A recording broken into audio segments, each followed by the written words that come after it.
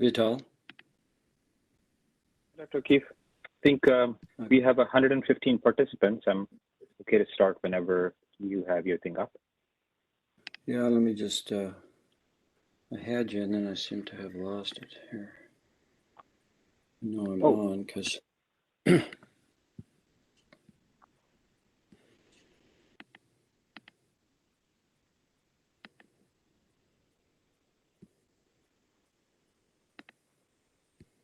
you there? Yes, I'm still here. Okay. All right.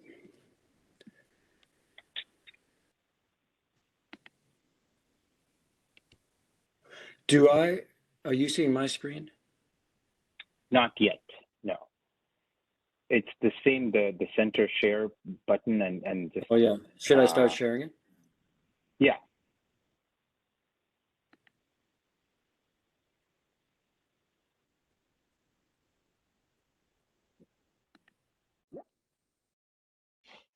Browser doesn't support sharing. To share content, switch to desktop. Okay.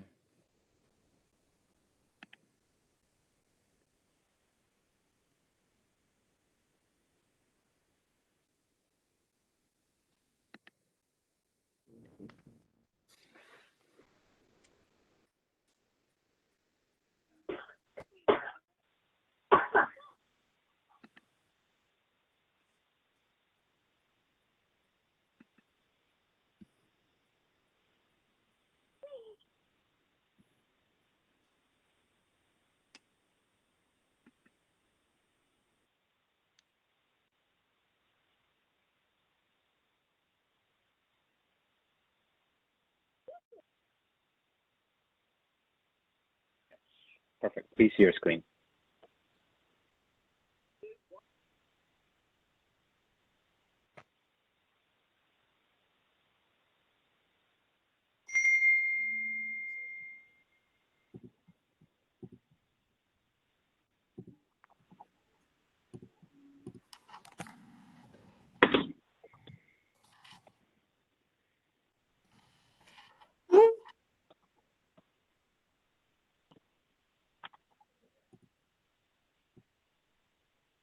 Perfect.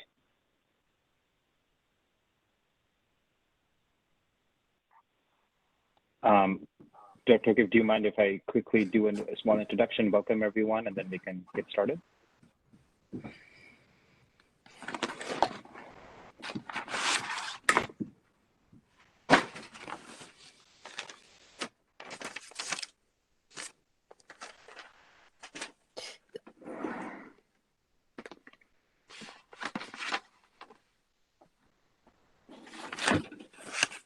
Dr. O'Keefe, I think you're muted here.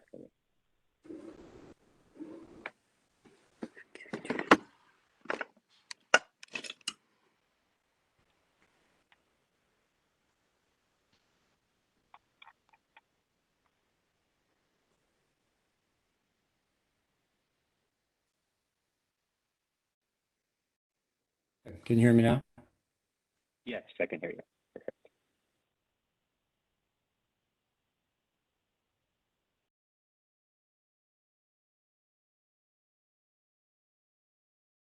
All right. You okay to start, Dr. O'Keefe? And let me just welcome everyone. Is that okay? Yeah. All right. This is a great turnout. Welcome everybody. Good morning. So this is the O'Keefe practice EKG practice session. So for those of you who may not have heard of Dr. O'Keefe, we're broadcasting here from Kansas City, Missouri, and Dr. O'Keefe is one of our most prominent cardiologists here. He's the director of our cardio wellness clinic, medical director here at the St. Luke's Mid-America Heart Institute here in Kansas City, but also as professor of medicine from UMKC. He's widely published in the area of cardiovascular prevention, especially in the area of diet and exercise and lipidology and other parts of cardiovascular prevention. But apart from all of these amazing talents, Dr. O'Keefe has a passion towards teaching us fellows and residents on basics of EKG I don't know how many of you are fellows, but if you are, you will be, or you're going to be giving boards. And this EKG course that Dr. O'Keefe has, a website of this, it's called the O'Keefe EKG, is very much structured similar to how the cardiology general boards is held. So the face sheet and how the examples are, and these are all real life examples that's come out of our institutions here in Mid-America Heart Institute. Our fellowship group here at Kansas City are very, very lucky to have him, but we're also very fortunate that he's able to do this for everyone else across.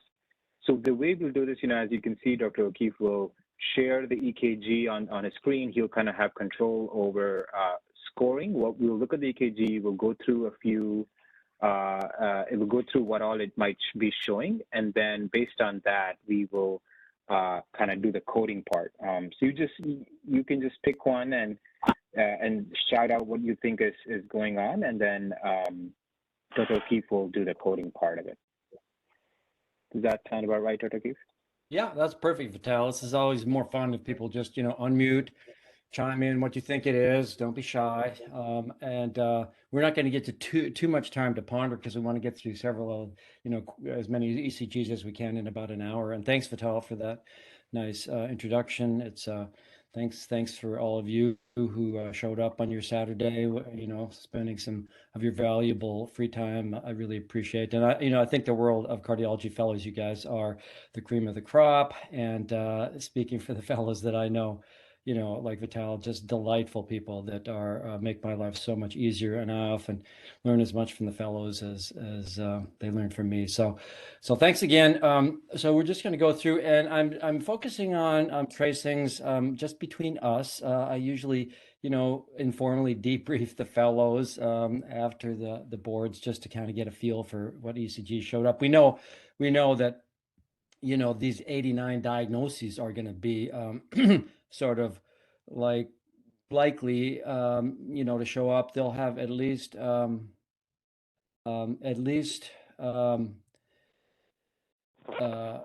see. Okay.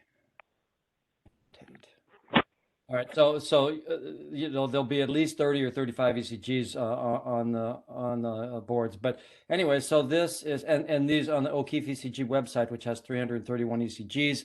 If you're cramming for the boards next week or later this week, this is a great place to start, because if you practice several of these like we're going to do today, I mean a lot of them, I guarantee you will do well on the ECG section of the boards, which is a sort of a deal breaker. You have to have a certain score on that to pass the boards. And as far as I'm concerned, it should be the easiest part of the boards, as long as you understand exactly, how to game the system with respect to coding these various diagnoses. So this ECG, surprisingly, there were 2 or 3 examples of this on last year's board. So you definitely need to recognize this one. I don't know why they kind of liked this one last year, but anybody, this is a 75-year-old asymptomatic male with hypertension and dyslipidemia. Mm-hmm.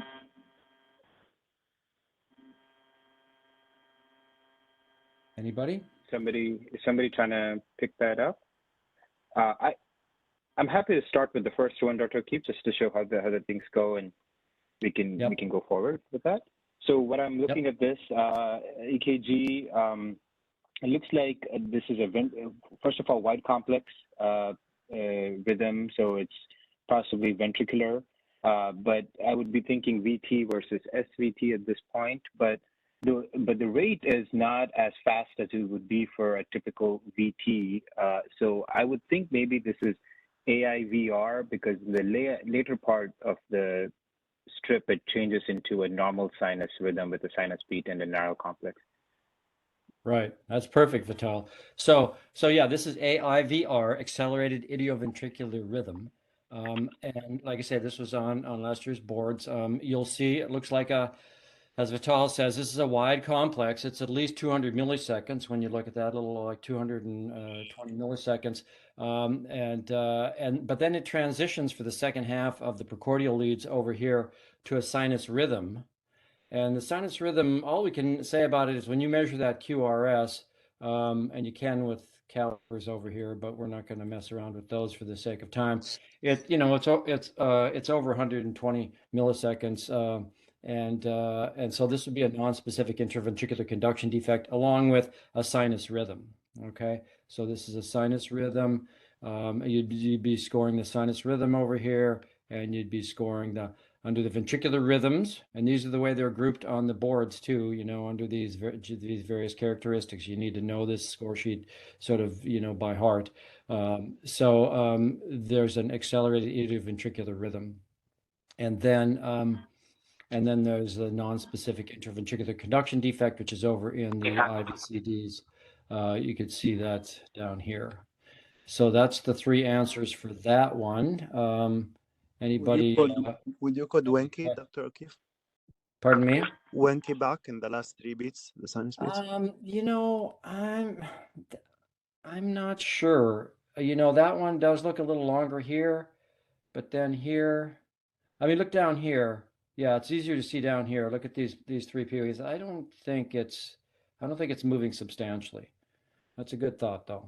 And that's the way to be thinking. There's Somebody's asking if we should code for AV dissociation.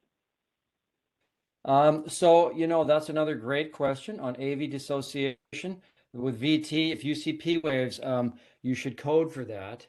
And we didn't score it like that because we weren't sure we were seeing P waves over here.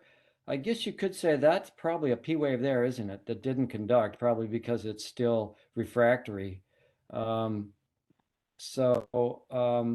AIVR is classic for having a lot of AV dissociation that, because it's running around the same rate as it is here with the sinus rate. So lots of times there is AV dissociation. And I think that probably is a P wave right there that doesn't conduct, although it's sort of a blocked, so you wouldn't get marked off for coding AV dissociation here.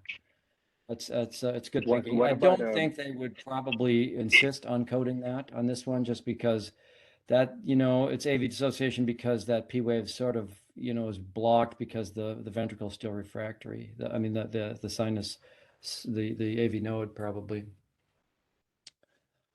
What about, would you code for PVC or prolonged QT when it turns into normal in the last 3 beats? Okay, now that's another good thought. So let's measure that. What I love about working with you fellows is a sharp bunch. And I vet, these are very well vetted, these ECGs. When you look, there's a little bit of a U wave there too, I think. Or is that the P wave? No, I don't think so, because see, it's that second bump there. You can see the P wave down there. But that's not a U wave, because to be a U wave, it has to be, and U wave is one of the diagnoses on the boards. It has to come down to baseline, to the isoelectric baseline. So this would just be a complex T wave. And let's see, that's 600. Oh yeah, you're right. That is a prolonged QT. Very good pickup. Maybe that's part of this guy's hypertension and dyslipidemia. So you're right, guys. That would also be, I'll change that in the scores, but that would also be a prolonged QT. Very good.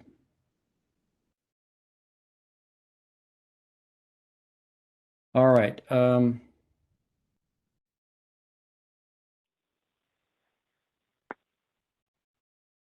We could just randomly go through here, but I kind of want to just, make sure you see some of these that are high yield.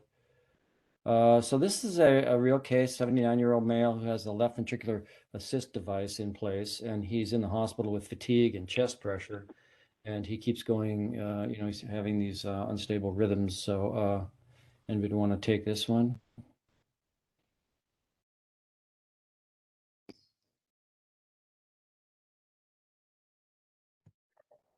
Looks like monomorphic VT. Yeah, monomorphic VT, there's what are the things that make you think VT here? Well, the history that he has in LVAD makes me think he's got advanced cardiomyopathy. It's a fast rate as well. And keep that in mind, guys. I Yep, fast rate. believe I have Wide dissociation. This kind of looks like a retrograde P wave here. I don't know for sure, but so I don't think I'd code AV dissociation. There is something called there's artifact on this baseline, which, there's something on the boards here, artifact, but since it doesn't really affect the diagnosis here, that would be optional to call. It wouldn't be wrong. But yeah, this is VT, ventricular concordance. All the QRSs are, in the same dominant direction of the voltage. There's an R wave in AVR. There's bizarre notching in the QRS. Look at over here in 3 and AVF. Those are all features. And then, as you mentioned, it's in somebody who's got an LVAD in place. In fact, this VT, an EP study was coming from right around where the cannula was in the left ventricle. So this is a simple one. You just code VT, and move on. There's several like this where you don't need to, you don't need to be looking around for axis and all that kind of stuff. WPW is one like that, where you don't, if it's a wide QRS, you code the sinus rhythm generally, unless it's a fib WPW or something, but you just code the sinus rhythm and the WPW.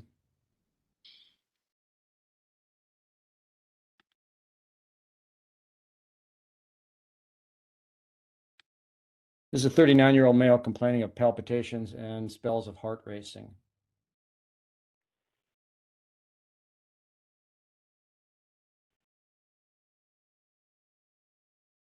Sinus rhythm WPW. Yeah, this is a little harder than the typical WPW because the QRS is so wide. But if you look over here, the PR is very short. There's generally a WPW on the board, so keep that in the sort of the short list of differential diagnoses. And then again on this one, the only thing you'd really code here is there's a WPW over here in the AV conduction abnormalities. And then you'd code the sinus rhythm. And yeah, let's make sure we had, yeah, that's all on that one. If you, on the O'Keefe ECG, I'm not doing this for the sake of time, but you submit the answer and it tallies up your scores and gives you, we got 8 out of 8 points on that. And it kind of tells you about the delta wave, which is the first 60 milliseconds of the QRS. And it's obviously scooting through the accessory pathway, distorting the QRS. Yeah, and then you could take these time tests too, which is kind of fun. You can take, 5, 10, 15, or 20 ECGs, and it'll keep you a cumulative score. And then at the end of it, it's about 3 minutes per ECG on the boards. So.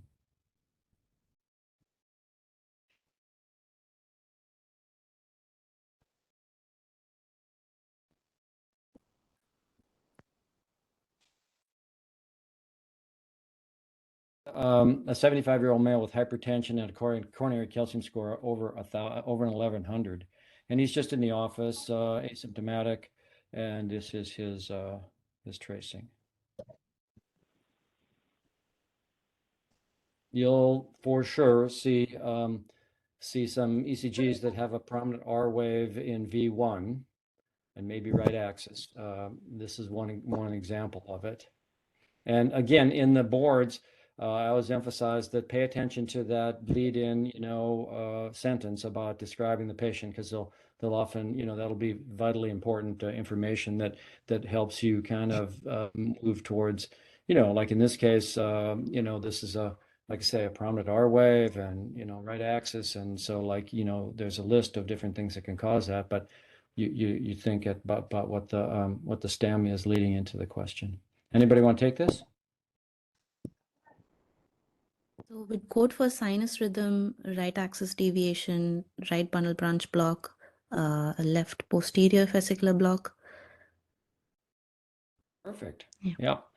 And the coding for the right axis deviation and left posterior fascicular block is optional because it's inherent in the diagnosis. And like coding for STT changes of injury in a STEMI is, I usually recommend it, but it's somewhat optional, just because, again, it's inherent in that. Well, not always, if you have ST7 depression, well, that's an injury as well if it's a posterior infarct. But yeah, but this is the right bundle, left posterior fascicular block with a sinus rhythm. And there's artifact again here, you know, so you could code that, but it's not important. Yeah, and the right axis deviation is, and oh, actually, wait, this is, it's important since you don't have the computer, you know, doing these things for you, like measuring the QT and measuring the rate. So you count the P waves, 1, 2, 3, 4, 5, 6, 7, 8, 9, 10. Yeah, so this is the sinus rhythm. You don't count the QRSs. You count the QRSs, it's, you know, it's 9, so it'd be a rate of 54, but you're coding for the P waves. The P wave determines the sinus rate, and so this is actually 10, so it's 60 beats per minute. 60 to 100, of course, is a sinus rate. So, yeah. It's perfect. Somebody was asking about sinus bradycardia, but this is actually 60, so it's sinus rate. The other question, Dr. O'Keefe, was that RVH, given that positive deflection in V1, should we look into RVH, or just this is because of the bundle? So again, yeah, a great question. That's what I was getting at. You know, a lot of things cause that, you know, including oh, you know, like CRT pacing should have an R wave there. There's obviously not a pacemaker. RVH can do that with right axis deviation, but there's no right atrial enlargement. This is a 75-year-old with hypertension and a high coronary calcium score. This is not somebody who you expect pulmonary hypertension in.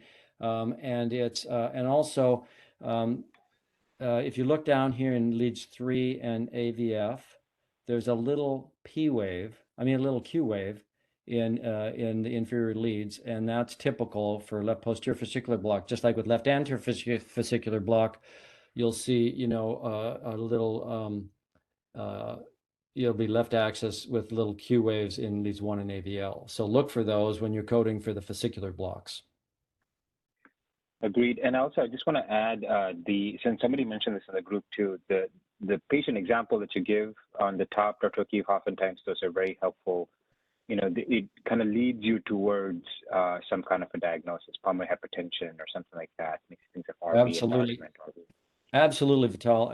And just like it does in clinical medicine, you know, if you see like a 19-year-old with ST segment depression or lateral leads and chest pain, you're not thinking, you know, like unstable angina. You know, it's like there's so much in clinical medicine, and especially cardiology, is, you know, Bayesian sort of based pre-test and post-test likelihood. So yeah, pay close attention to what that's telling you there in the stem.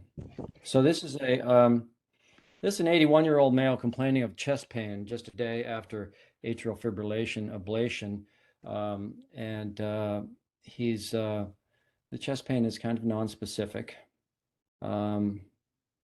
Been going on for about intermittently on and off this morning. And again, as Vital mentioned, these are all actual cases from the Mid-America Heart Institute. I count on fellows like Vital and the rest of the fellows and my other, you know, physician partners to, if they see interesting ECGs, to send them to me. And I'm starting the hospital service on Monday. You know, we always often find some interesting ECGs there. Anybody want go with this? I'll try this, Dr. Pericarditis. Yeah, agreed. Pericarditis. Pericarditis. And so that's anything else you'd code there? First degree AV block, maybe? I'm not sure. It is. It's actually, you know, it's really borderline. It's about 220 milliseconds. You can see it best down here in the rhythm strip. It's you can see that starts there, goes past the 200 milliseconds. And we have a key always in a lockbox in the back too, so in case you like lost it or something, you'd have it at backup. Okay, so make sure you're muted when you get just done that's nice to answering the know, question. just in case. Okay, so any questions on that? There's an acute pericarditis. You need to know, recognize these clinical disorders. They show up, you know, several of them show up on every board exam. So this is acute pericarditis. On the O'Keefe ECG, there are these examples if you want to see other examples, and then this is kind of way back 40 years ago when I was studying for my boards. I put together this consensus diagnosis, you know, for these various 89 different diagnoses and an example, and so that's still part of the this link. Any of these diagnoses, you can click that link and it'll tell you more about it. And so yeah, any questions on that? Acute pericarditis, first degree AV block is over here in the heart AV conduction abnormalities, and then it's a sinus rhythm, of course. So you'll get, you get sort of like minor points, 1 or 2 points for the for things like sinus rhythm, but the vast majority of this is getting the acute pericarditis, right? There was an acute pericarditis on last year's tracing, last year's test.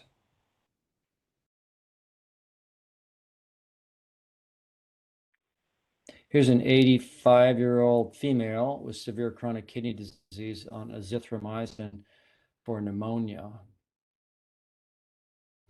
Sinus bradycardia and long QT. It's definitely long QT. It's about 600 milliseconds, and even if you're correct, and this is tricky, it's like even when you're correct. Junctional. Pardon me? Yeah, it's junctional, not sinus bradycardia. There's no P wave there, but it is long QT, and it's a junctional rhythm. And this is a little tricky. This junctional under the junctional rhythms, there's junctional premature complex, there's AV junctional escape rhythm, and there's junctional rhythm or tachycardia. Junctional rhythm typically is 40 to 60, and accelerated junctional rhythm is 60 to 100, and junctional tachycardia is which is the same as an AV node reentrant tachycardia, is 100 and greater than 100 beats per minute. I mean, it's a little tricky, just like SVT and sinus and atrial tachycardia can be a little tricky, but in this case, the difference between an escape rhythm, if you have like a PVC or a VT or an AFib, and then you switch over, and then there's a pause, and then at the end of the first beat or first few beats after the rhythm is changed, then you'll see a junctional escape. Then we use the escape. But when the rhythm is persistent, as it was in this person, she was just in this rhythm sort of persistently for quite a while. You'd code for the AV junctional rhythm / tachycardia. Dr. O'Keefe, would you, looking at the precordial leads, V2, V3, T-wave inversions, would you code that for myocardial injury? No, that's a good point on this one. That is coded actually as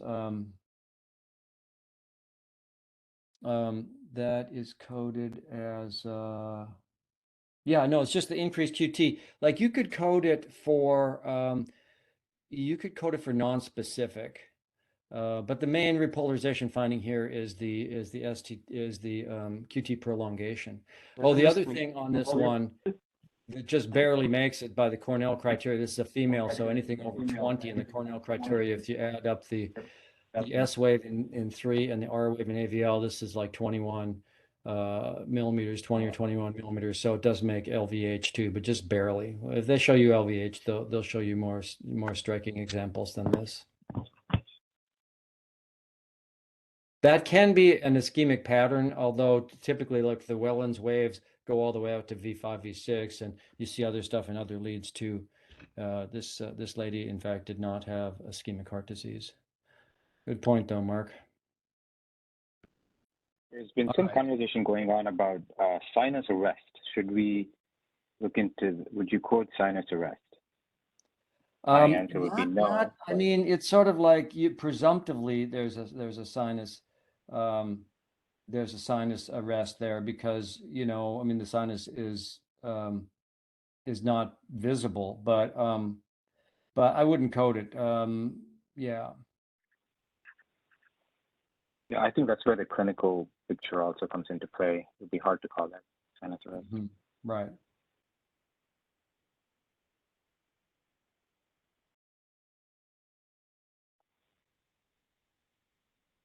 This one is a 54-year-old male on dofetilide and diltiazem for intermittent atrial fibrillation.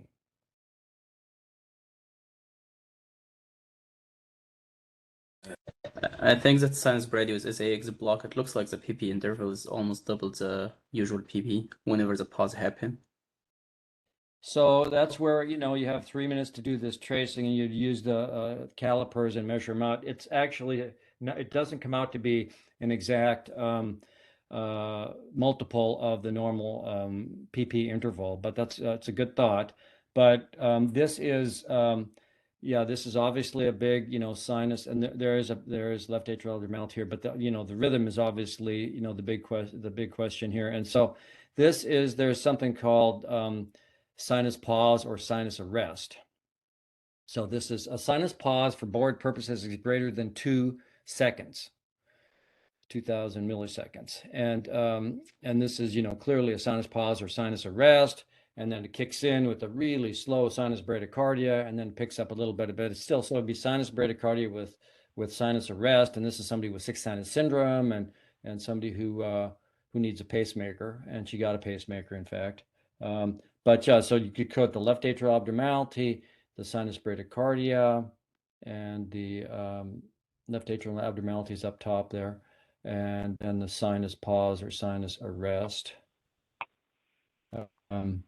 Yeah, so that kind of sinus pause. Oh yeah, and this is also, you wouldn't get much credit for it, but there's a little bit of ST segment depression here, so you'd code that as like non-specific STT abnormalities, though that would be given neutral credit or maybe 1 point. But the sinus pause, sinus arrest is the big thing here. How would you differentiate between this and sinus exit block if it looks like they might be exactly intervals of P to P? Well, it is true that like a sinus pause is sort of, like a SA exit block is kind of a subset of it, but actually, the sinus is beating underneath there inside of the node. It's just not making out of the sinus node, so let me show you another one here. But you guys are thinking along the right lines. These are the sort of problems you're going to be able to solve on the boards next week if you're taking them. So here's a 73-year-old female, history of bradycardia, and she's after knee arthroscopy. You're seeing her. This is an outpatient one a week later or something. Looks like a exit block. Yeah, that's a sinus rhythm with SA exit block, and if you measure that out, that's approximately 2x the normal PP interval, and that's a manifestation of sixth sinus syndrome. So it actually doesn't have to be precisely. It's 2x plus minus 10% of the normal PP interval. So.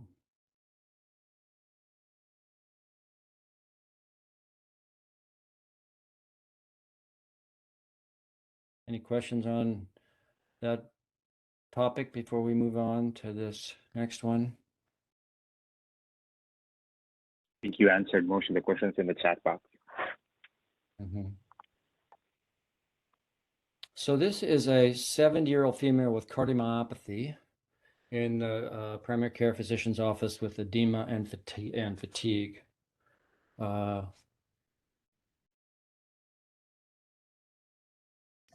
Looks like whole batch of this is a good one where you really need to understand, the score sheet to code this correctly and efficiently. So we'll kind of go through that, but yeah, somebody take a shot at it. It looks like complete heart block. I will need to do my PP intervals and RR to make sure it's marching together, but it looks like complete block when you eyeball it. And yep, totally right there.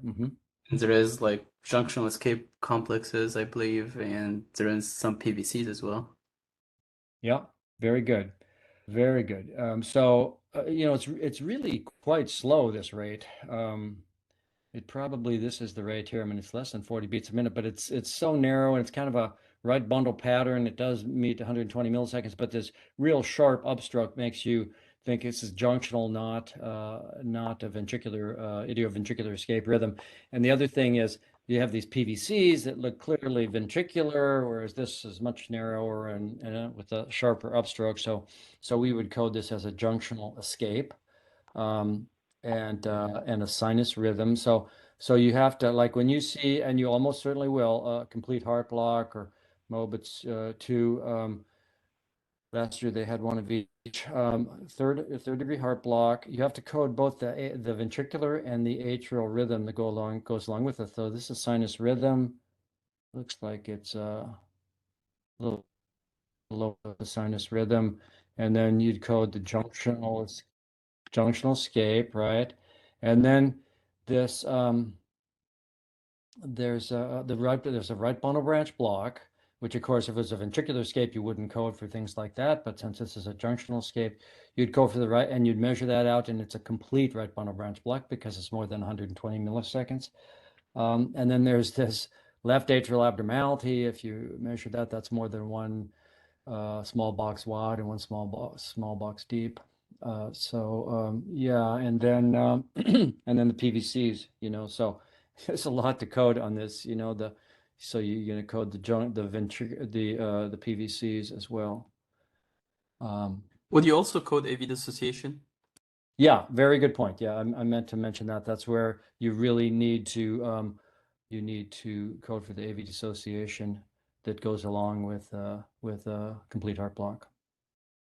Okay, there's a very appropriate, very nice question here. When do you code for junctional escape versus junctional rhythm? How do you differentiate between the two? Between junctional escape and junctional rhythm. Yeah, that's kind of what I was saying before. The junctional escape is when you see a rhythm that's not conducting, or post PVC or post VT or post AFib or something like that, at an appropriately slow rate. Then you code for junctional escape like this.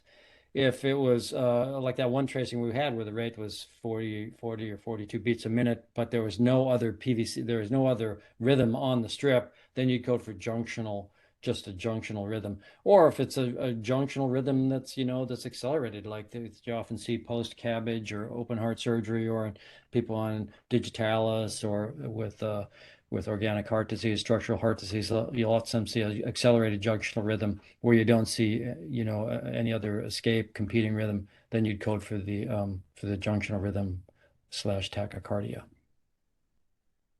And then one other question. Sorry, I'm just going through all the questions. It says in some other sources, it talks about coding for AV dissociation if the V's are more than the A's. Just about that and nothing else. But would you still code for other things as well? I think that's what. Yeah, I would code for other things as well. We've always taught that, for the 30 plus years on this book. We keep this is the O'Keefe ECG, the 5th edition, but this is like the 3rd different publisher, and this one is 2019 or something. But we, Dr. Hamill and I and the other EP doctors that helped me with this have always taught to code for the AV dissociation, even if it's not just, when the it's like an accelerated idioventricular rhythm that overtakes the sinus rhythm, that's clearly, AV dissociation not associated with heart block, but we tend to code it with heart block as well, or VT. Thank you, Dr. Okay, this is kind of a tricky one. This 39-year-old female with breast cancer on olanzapine and ondansetron.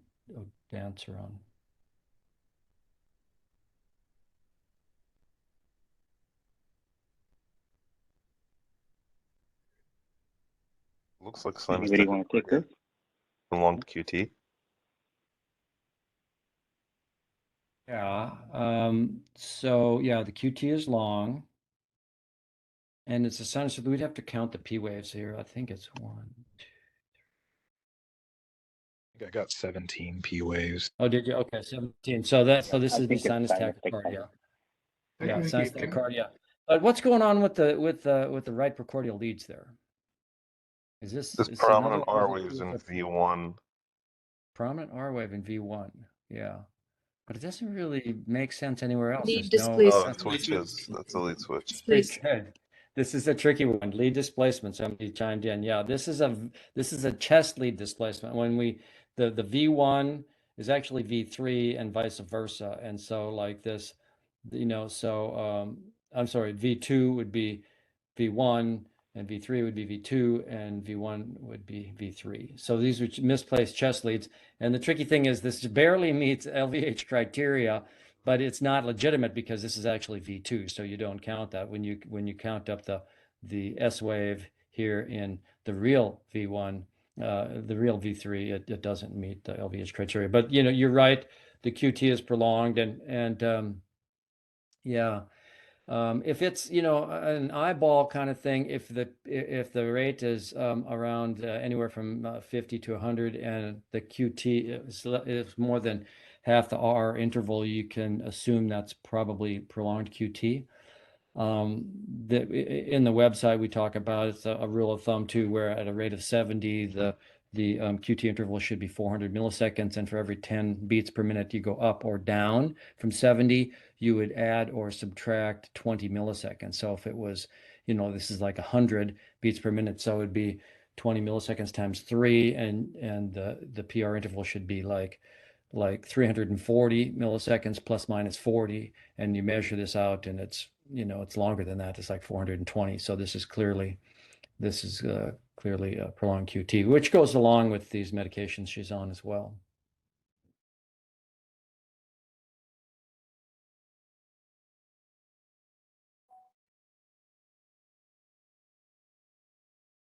Okay, this is a 66-year-old female with substernal chest pain, nausea, and dyspnea in the emergency department. She had chest pain for a couple hours.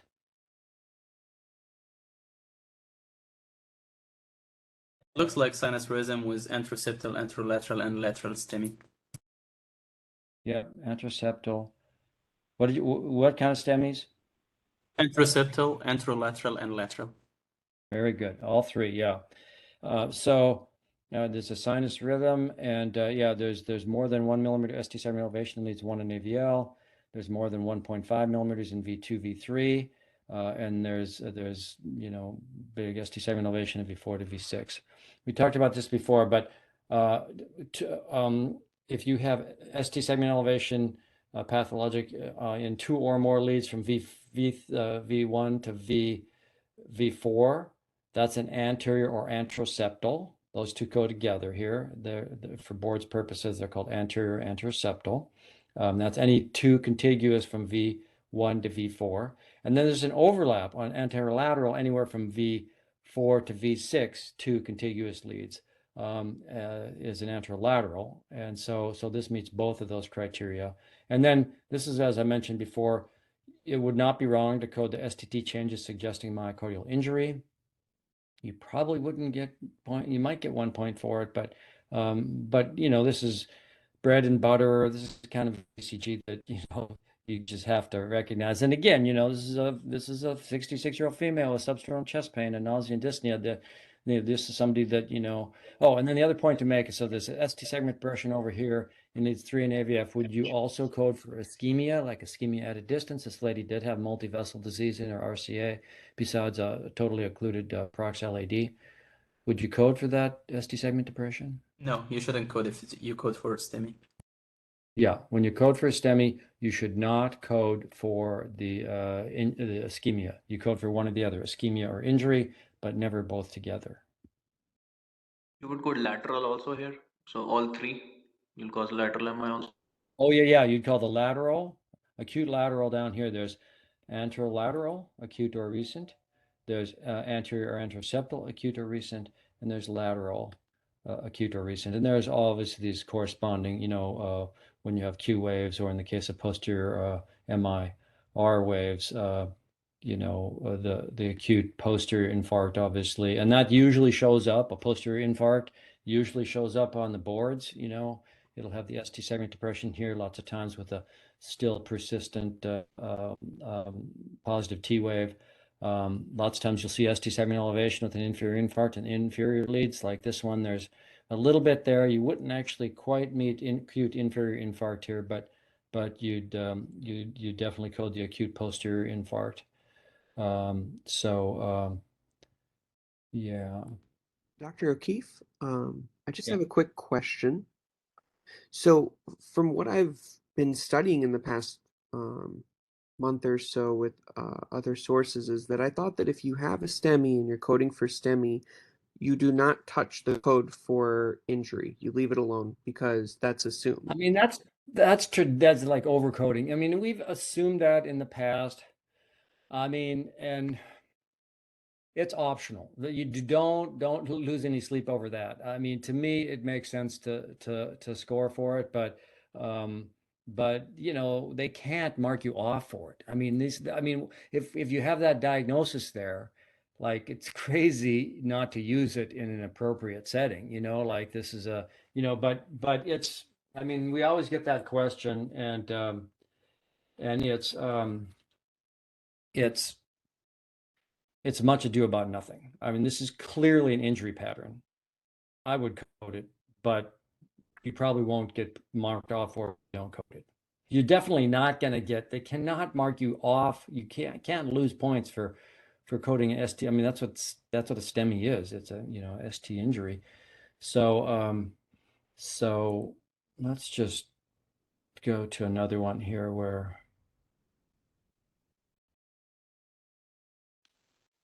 so this is a 72-year-old male with diabetes and hypertension in the emergency department with chest pressure. Sinus rhythms, there is left bundle, ST changes for injury. We can't code for localization because it meets Carbo's criteria, but we can't code for a localization. And it looks also there is some atrial enlargement. I think I can't see it well, but I think there is some left atrial enlargement. Yeah, I think that's more than 1 millimeter deep and wide. So yeah, so this is where for sure you have to code STT change of injury here, you know, because that is an injury pattern, and with the Scarbosa criteria, more than 1 millimeter in more than one lead, that's all you need to code for that. But yeah, but you would not code for localization. You wouldn't call that, even though it was an anterior infarct. This person had a totally occluded LAD. You know, this is a posterior injury pattern. And again, like I would code the acute posterior infarct here, but I would code the ST segment injury too, because ST segment depression is usually ischemia, but in this case, it's injury. Here's the inferior infarct. Here's the posterior infarct, and you certainly would not get marked off for coding at that, and certainly with the left bundle, you'd code this left bundle, sinus rhythm, STT changes of injury down there in the polarization abnormalities, and left atrial abnormality.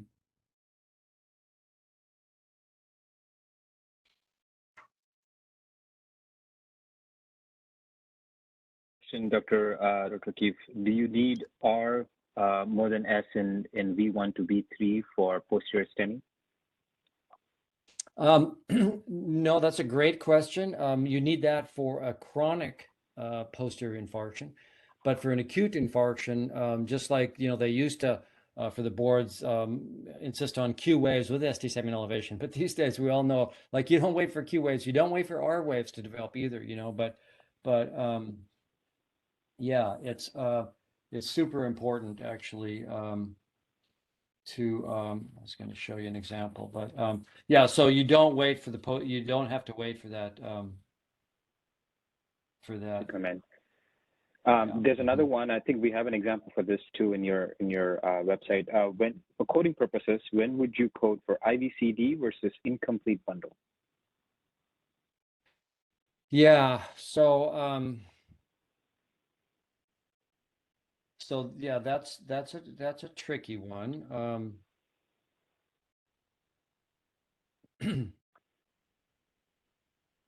So well, this is that's a right bundle, but so for an incomplete right bundle branch block, that's pretty straightforward, right? That's and complete right bundle branch block.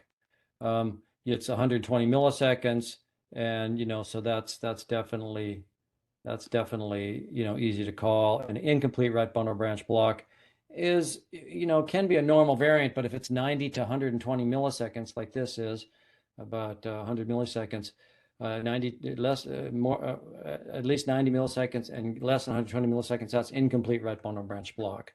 That's what that looks like. Left bundle branch block, we all know that's a pretty pathognomonic looking pattern. Although sometimes they'll give you a pretty, you know, this one is not quite so. That's complete, but it's only like 124 milliseconds. So you have to use the calipers on something like that. The really tricky one is incomplete left bundle branch block. I've not seen that that's ever shown up on the boards, and because it's a really tricky diagnosis. Some things, like LVH or non-specific IVCD can look a lot like this. I mean, this is 118 milliseconds, and it kind of looks like a left bundle. There's something called electrical alternans on this one too that we think of with pericardial effusion, but it can go along with tachycardia. This is sinus tachycardia in this case. But so that's a little tricky. It looks like a left bundle, but it's not quite. But it's just a very non-specific diagnosis. Now, on the other hand, the non-specific IVCD is has more. I mean, it's also like its name, non-specific, but it typically it has to be more than 110 milliseconds and not a left bundle or a right bundle branch pattern. So that's also something that I doubt will show up on the boards. We have several examples of it in the O'Keefe ECG. But yeah, it often looks like this. You could say, gee, that looked a lot like the incomplete left bundle branch block. Although, see, this one is greater. This one's probably greater than 120 milliseconds. But yeah, so that's the non-specific IVCD.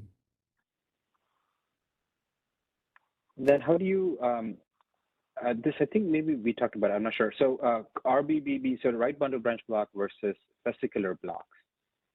When do we say intervesicular versus right bundle?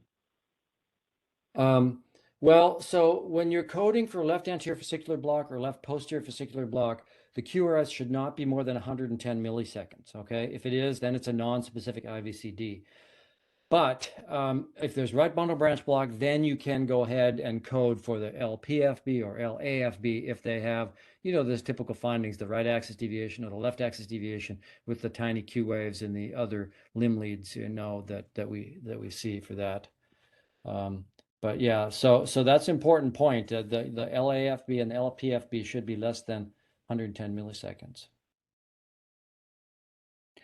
So this is a 91-year-old female on warfarin admitted with hemiparesis and aphasia.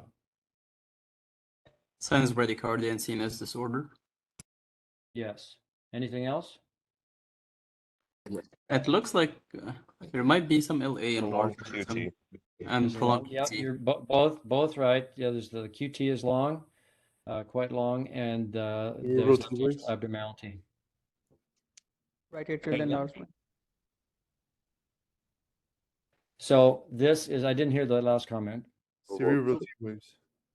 Right atrial enlargement. That has to be 2.5 millimeters. It's not quite, I mean, it's very close. You probably wouldn't get marked off for that.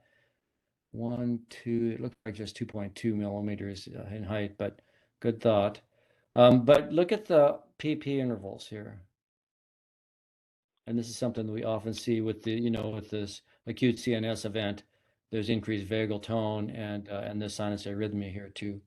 So this is sinus bradycardia. There's 1, 2, 3, 4, 5, 6, 7, 8. So this is sinus bradycardia with sinus arrhythmia, and then the CNS. There's under clinical disorders. There's something called CNS disorder. When you have sinus arrhythmia, if it's just a rate between 60 and 100, coding for the sinus rhythm is redundant and not necessary. You wouldn't get marked off for it, but if it's sinus bradycardia or sinus tachycardia with sinus arrhythmia, you should code for both of those since, they're additional diagnoses as it is here. So you code the sinus arrhythmia and the sinus bradycardia. And this is the sort of thing that this kind of ECG, as we talked about earlier, you would pay attention to the stem. This is a 91-year-old lady's in with a stroke. Duh, she's going to have a CNS disorder, thing. But if this was a 65-year-old diabetic male who's in the ED complaining of crushing substernal chest pain and pallor and diaphoresis, or he had this actually 6 hours ago, he had crushing pain 6 hours ago, and now his high sensitive troponin is, like 100, you'd code for what? This is like Wellens waves. This could be ischemia, right? In that context, or it also could be in somebody who's got a real thick apex, and we have examples of this on the O'Keefe ECG website. But yeah, this could be apical hypertrophy in a different context. But CNS has shown up on the boards.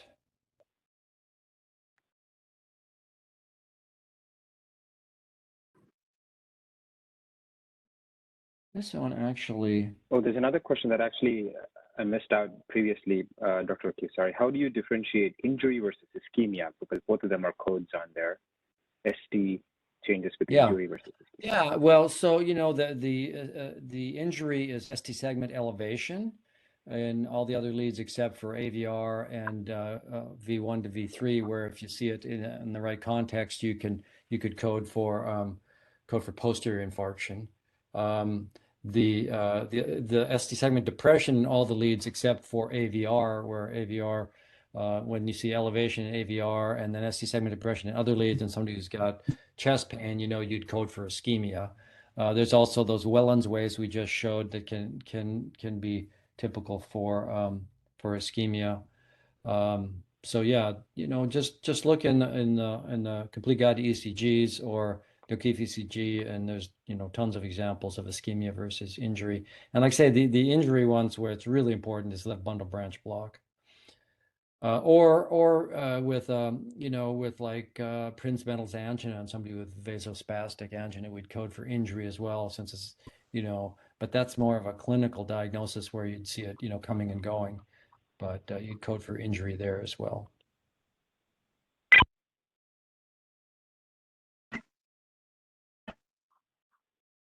There was an example of this on a recent board test. This is a 66-year-old asymptomatic male with prior cabbage. He's asymptomatic presently.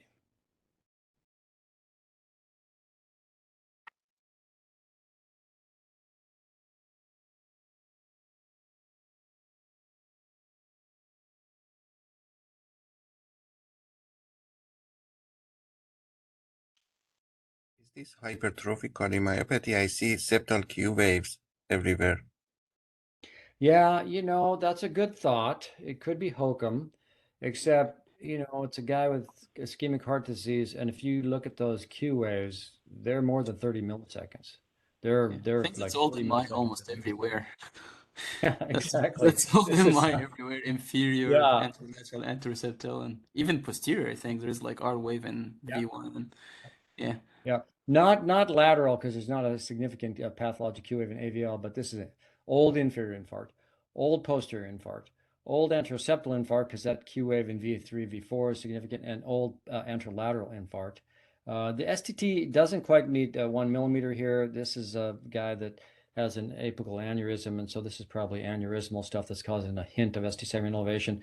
But these changes, STT changes, you would call STT changes, non-specific STT changes down here under the repolarization abnormalities as a non-specific STT abnormalities, and then it's always important to scrutinize the rhythm strip, because like in this case, whoa, what's this funny looking premature beat there? That's a PAC. So you'd code for sinus rhythm, and I think it's a little less than 100 sinus rhythm with a PAC, and then all those different, old anterolateral, old anteroseptal, old inferior, and old posterior, everything but the lateral. It almost made the lateral. This guy's had obviously 2 big infarcts, and the non-specific STT changes, the sinus rhythm and the atrial premature complex, and the non-specific, yeah, I guess that's about it. So there was an ECG that showed an old inferior posterior infarct recently. So, quick question from a board standpoint. I was always told to minimize coding, and I think, yeah, you went over it in last week's EKG where you only code 3 or 4 items, but in the situation where you have 5, 6 different coding, how do you reconcile if you see something like that on the boards versus I the mean, if they're dogma all of legitimate minimizing? diagnoses, yeah, if they're all legitimate diagnoses where they're not redundant, like say left posterior fascicular block and right axis deviation, or left anterofascicular block and left axis deviation, like just make sure you don't have anything redundant in there that's superfluous. But here, like, each one of these diagnoses is there, and it would be an error of omission to not put those on there. So, And lots of times, I mean, not lots of times, but you will see some complex ECGs like this where there's a bunch of diagnoses.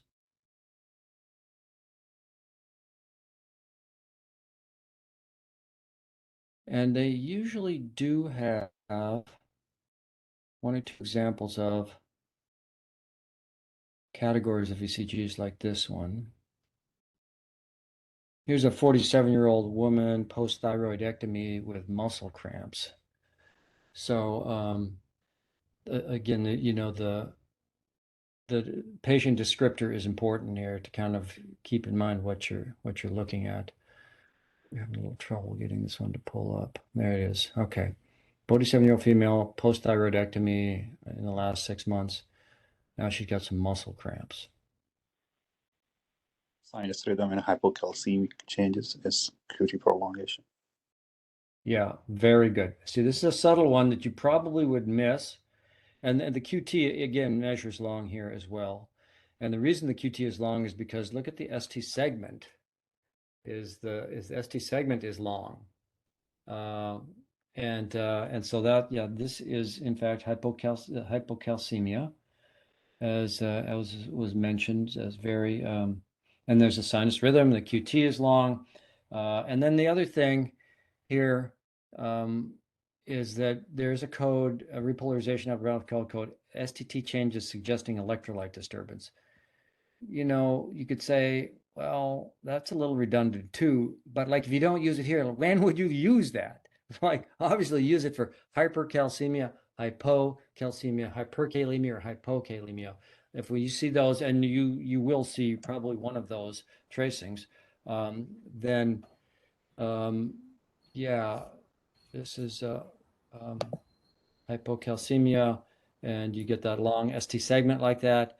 But I showed this previously. But like this is hypercalcemia has a short QT and a short ST. Normal calcium level, long calcium, a high calcium level, you have the long ST segment. So and they'll usually give you a pretty strong clue on the patient description that would make you think about like an electrolyte disorder. But Dr. O'Keefe, can you please highlight on hypokalemic changes as well, which causes the QT prolongation as well? The hypokalemia? Yes, sir.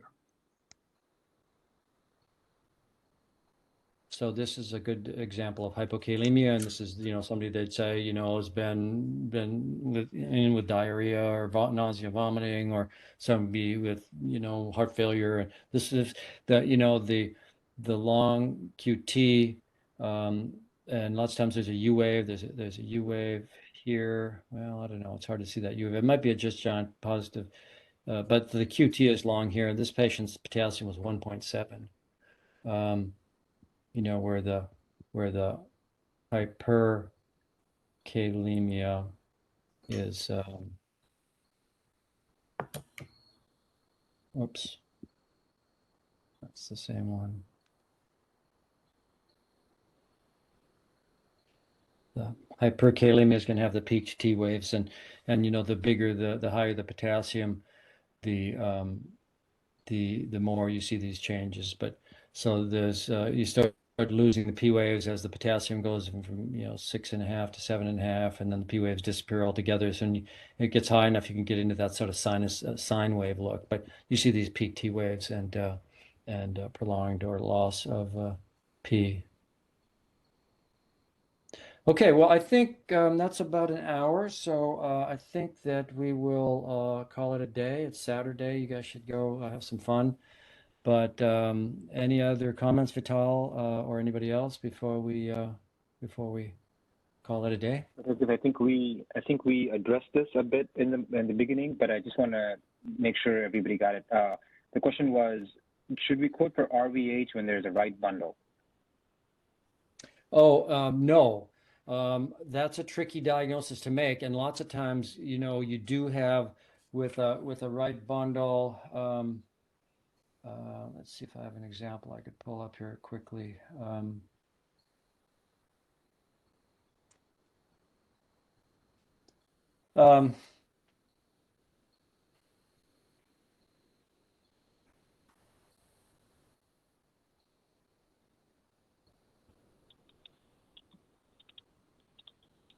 So this is a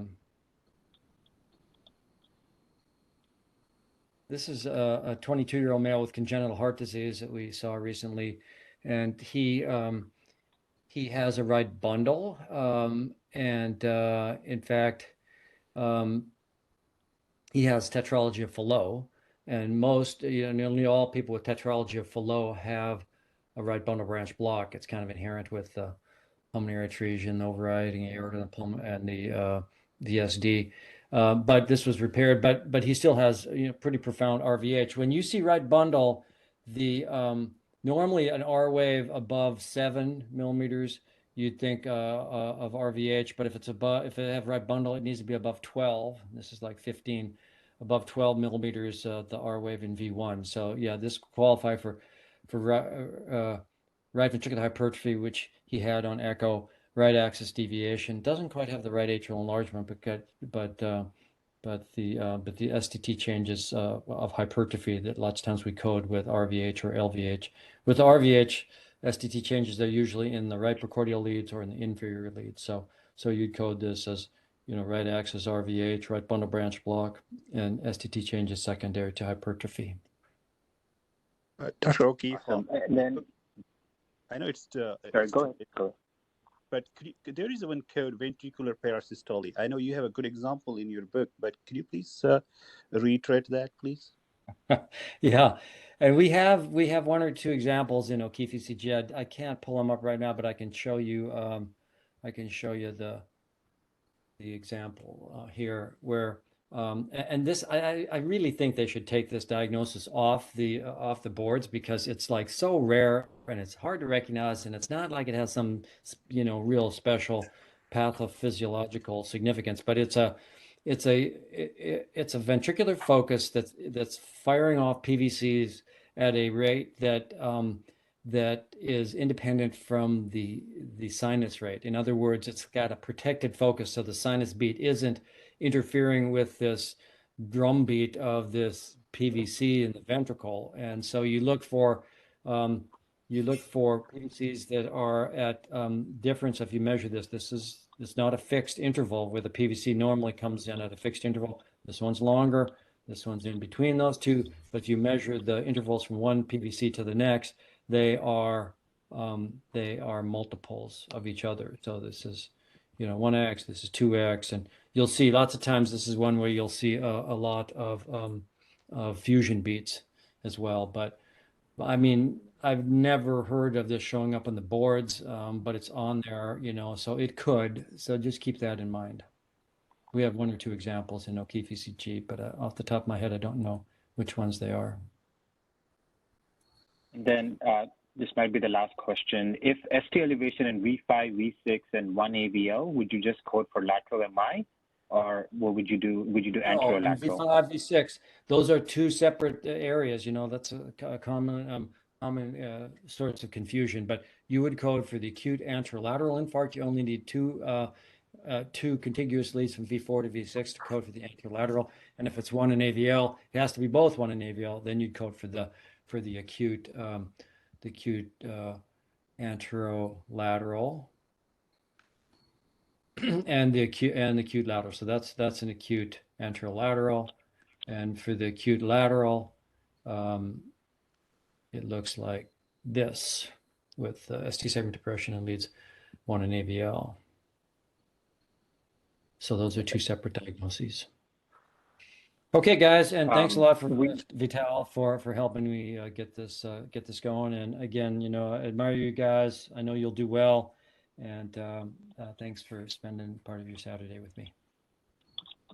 Thank you, Dr. O'Keefe. Okay, bye-bye. Thank you all.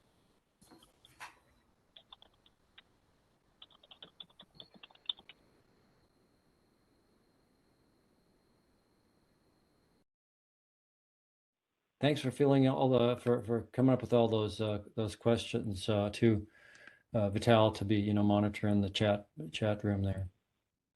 No, of course, of course. This is very helpful. I think for all of us to learn, and a lot of activity going on in the chat box. We're all learning together. Yeah, that's great. It is a good way to learn, these things. You see examples and discuss it and talk about the pitfalls and the tricks. And yeah, so it's, I think it's really important as a fellow to kind of master this sort of games.